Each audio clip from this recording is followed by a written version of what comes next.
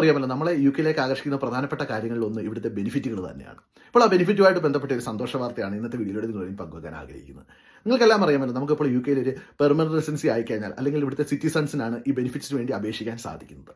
വിസയിൽ നിൽക്കുന്നവർ കഴിയുന്നതും ഈ ബെനിഫിറ്റ്സിന് വേണ്ടി അപ്ലൈ ചെയ്യാതിരിക്കാൻ ശ്രമിക്കുക. കാരണം യുകെയിലെ പല ബെനിഫിറ്റ്സുകളും പബ്ലിക് ഫണ്ടുകളാണ്.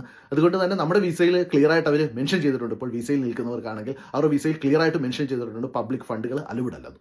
അതുകൊണ്ട് തന്നെ നിങ്ങളിപ്പോൾ ഒരു വിസയിൽ നിൽക്കുകയാണെങ്കിൽ ഞാൻ ഇന്നീ പറയുന്ന ചൈൽഡ് ബെനിഫിറ്റിന് വേണ്ടി അപേക്ഷിക്കാതിരിക്കാൻ ശ്രദ്ധിക്കുക. ഇപ്പോൾ നമുക്ക് യുകെയിൽ നമുക്ക് ആദ്യത്തെ കുട്ടിക്ക്, നമുക്ക് കുട്ടികൾക്കെല്ലാം ഇവിടെ 16 വയസ്സ് താഴെയുള്ള കുട്ടികൾക്കെല്ലാം ചൈൽഡ് ബെനിഫിറ്റ് ലഭിക്കും. 20 വയസ്സ് വരെയുള്ള കുട്ടികൾക്ക് ചൈൽഡ് ബെനിഫിറ്റ് ലഭിക്കാനുള്ള ഓപ്ഷൻ ഉണ്ട്. അവരൊന്നിൽ സ്റ്റുഡൻസ് ആയിരിക്കണം, അല്ലെങ്കിൽ അവർ ട്രെയിനിങ്ങിലായിരിക്കണം. അങ്ങനെയാണെങ്കിൽ നമുക്ക് അവർക്കും അപ്ലൈ ചെയ്യാൻ സാധിക്കുന്നതാണ്.